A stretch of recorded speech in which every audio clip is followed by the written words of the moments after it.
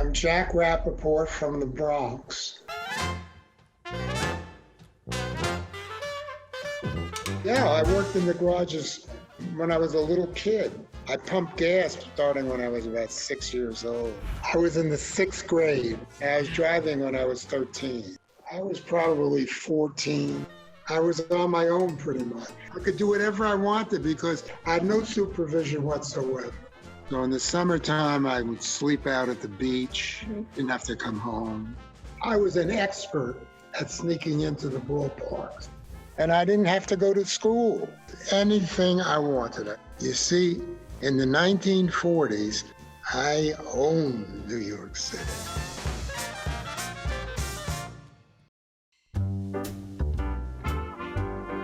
My mother and father got divorced. I was probably 14.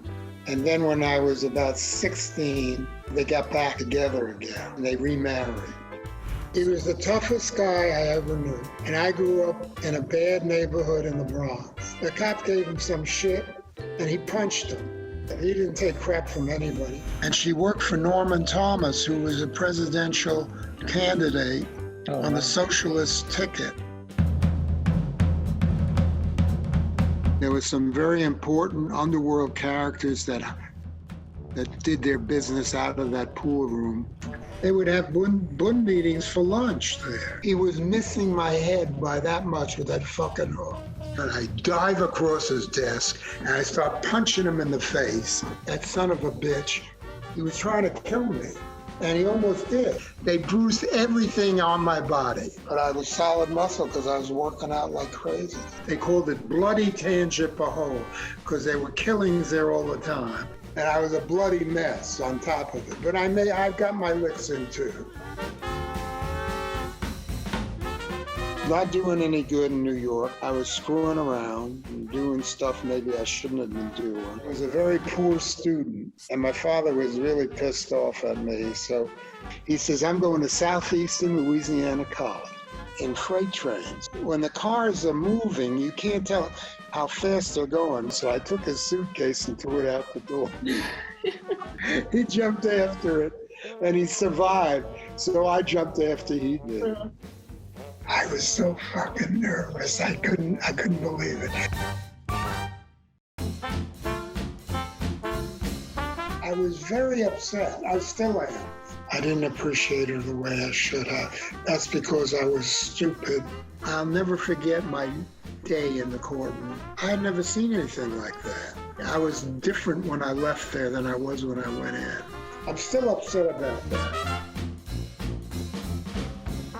He went out with us every night. He was a fucking riot.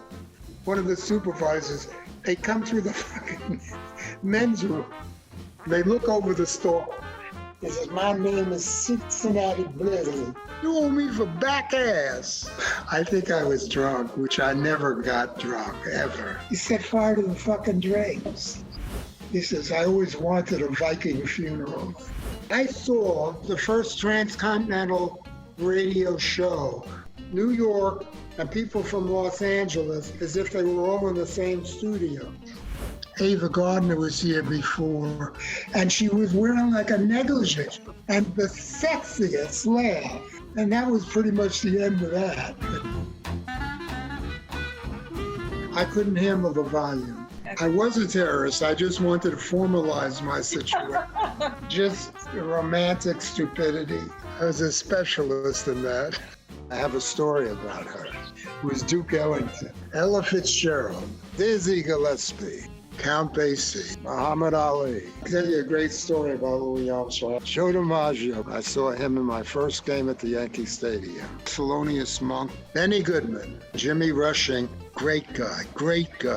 And I think he was a fantastic performer. Charlie Parker, Jackie Robinson, he drove the pictures crazy. Billy Crystal's father, what a pair of balls he had. Stan Getz, Babe Ruth.